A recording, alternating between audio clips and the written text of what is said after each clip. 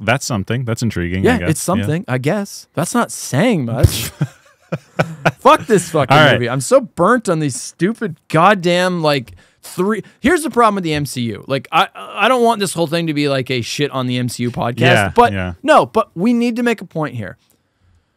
They're cranking them out too fast, and they all feel the same. Yeah. Like, well, I mean, they've now announced that they're only going to do like one a year. Right. Why? So, because they're not kids are getting diminishing returns. Yeah. Because finally the box office has dropped off a cliff. Because finally people have woken up and been like, oh yeah, these aren't that good. Like, it's not rush to go see Ant-Man 5 and Thor 10. Yeah. Who fucking cares? They're just doing the same thing over and over and over again. Give us some fresh ideas, some fresh takes on these characters. Fuck off with your MCU established formula bullshit where you're planning out the next 10 fucking chapters in this long arching saga where every chapter feels identical, has the same beats, the same basic prototypes, the same archetypes, the same protagonists, the same antagonists, same villains, same fucking setup, same kill the villain at the end, same goddamn formula, same fucking everything. And bring in some fresh blood to you know, reinvigorate the MCU. You good? You okay? I have opinions. My voice needs to be heard, damn it. No, I'm just exactly what you talked to. Like, you were burnt on these movies ages ago, and I hung in way longer than you. Yeah. Like, I never thought the MCU movies were excellent. They weren't. But there was a few that were really good, and that's what made them great. They were like consistent, like 7 out of 10. Consistent. I wouldn't even say 7. I would say they were consistently 6 and 7 out of 10s. They were never insultingly bad, but they were never incredible, with a few exceptions. There were a few. We got Infinity War and we got Endgame, and I think the Spider-Man movies get closer to that, especially Far From Home, I think is like, or sorry, No Way Home. I think is fucking incredible. So they got touches of greatness, but as a whole, they were consistently okay. My problem is I'm not okay with it's just okay anymore. Yeah. I'm tired of the phoning it in. You know what I mean? I'm tired of we're going to consistently delivering you mediocrity since 2008. You know, like, can't we do better? Like, can we not do better than this? Well, hopefully they can, because it seems like they have to completely change course and go down to like maybe a movie a year. Well, I think they're realizing like we need to write better films. We need to change this up. Stop trying to build. Stop trying, because like every film now in the MCU, it's like it's not even interested in its own plot of that particular movie. All it's interested in is setting up things for the next 3.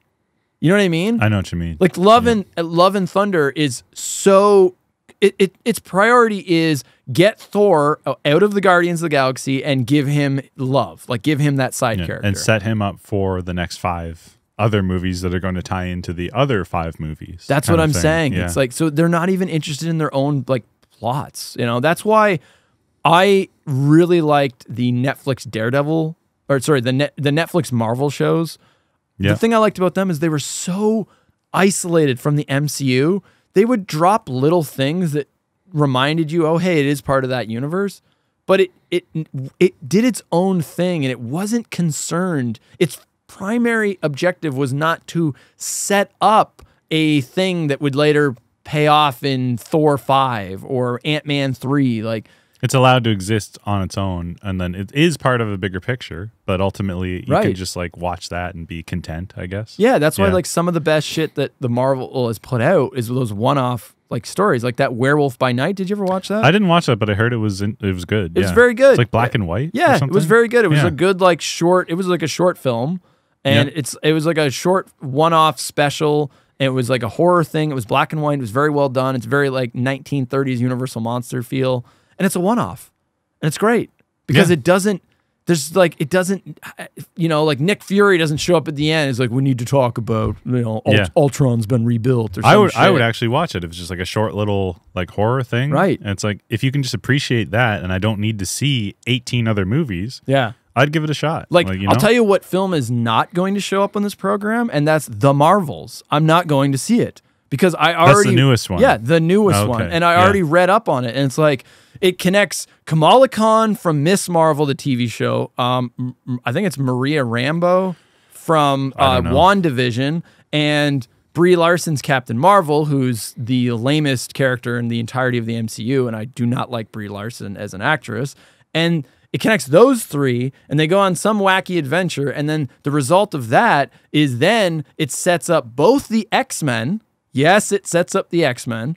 Spoilers, I guess. Okay. It sets up the X-Men. All right. Well, it's even stupider than you think. Don't get your hopes up, folks. It's not what you want. So it sets up the X-Men, and it sets up the Young Avengers. So it's like that's their whole thing. It's like, so now we got to bring all the Young Avengers characters. But everything you just described is like stuff I haven't seen. So if I'm the average person going to buy a movie ticket, there's no payoff.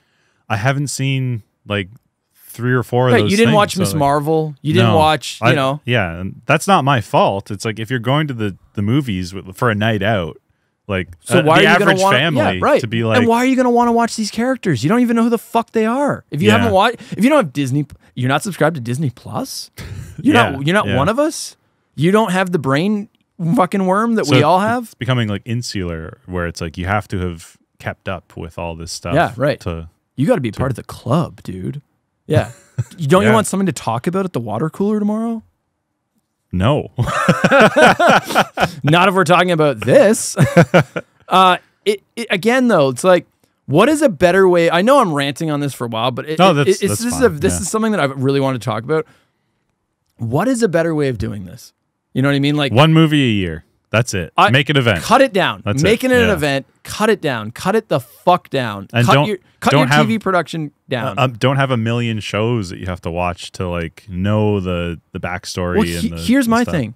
Stop putting setups in these movies and TV shows. Reference other things in the world, but you don't need the scene where the guy walks in and is like, I need to talk to you about the Avengers Initiative. We don't need that. We didn't even need those in those movies. Like by the time Avengers came out, even if you hadn't watched Thor or Captain America or whatever, if they had shown up, you would have had some knowledge of them. And Avengers did a good job of making it so that you didn't feel like you really missed anything not seeing those characters, especially because Mark Ruffalo wasn't even that Hulk. That's true. It was the Edward Norton Hulk, and that tonally is completely different than his take on the character anyways. You know, they kind of reinvented that character. But what I'm saying is, like, what they had in those individual movies, that setup where Nick Fury comes at the end, they didn't need that. They could have just done the Avengers, and then maybe those introductions were at the beginning of the Avengers. Maybe those stupid little after credit scenes. Maybe the film opens with Nick Fury just propositioning each one of them. That might look at that. Too. I just threw an idea out there, right? It's like, stop putting your little setups in your movies. Do like subtle little things that talk about the expanded universe. You can reference things. You can talk about other characters, but stop like bonking us on the head with like shit that's like, you better pay attention to this. This is coming back. You know? I think that worked. Like that was revolutionary in terms of like going to see a movie and then you're like, okay, it's ending, but then there's a secret teaser clip at the end where it's like Samuel Jackson shows up. Right. And it's like, ooh, this is connected to a larger thing. But after 15 years of that, enough. It's like enough a lot. with the fucking after credits setup. It loses its magic. Yeah, like 15 years of like trying to like set little things up. Yeah, I see what you're saying. Yeah. It's crap. All right, that's the end of my rant.